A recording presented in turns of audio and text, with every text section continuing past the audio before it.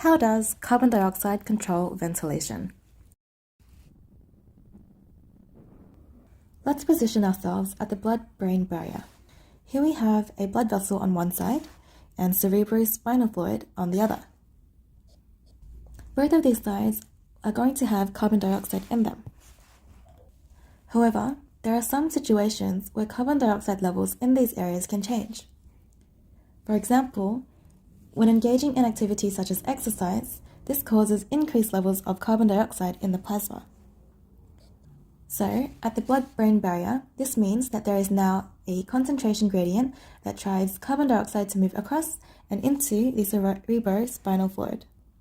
The cerebrospinal fluid is also made up of water, and so the carbon dioxide can react with water with the help of carbonic anhydrase to form carbonic acid and eventually hydrogen ions and bicarbonate ions.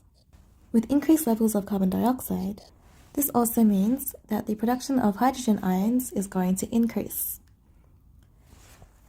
Increased hydrogen ions can also be thought of as a lower pH, since pH is related to hydrogen ions.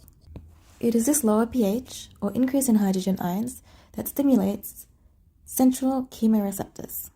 Central referring to the central nervous system, or the brain, chemo because we are dealing with chemicals, and receptors here means that these neurons respond to the chemical stimulus.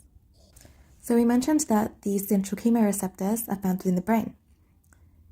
If we have a look at the brain, we'll find that they are located in the brainstem. Here we can draw them as neurons. When the central chemoreceptors are stimulated, they increase the amount of action potentials they fire to the nearby respiratory centers. These respiratory centers then send a message to increase breathing, and so ventilation is increased. So, as a recap, increased levels of carbon dioxide lead to increased ventilation.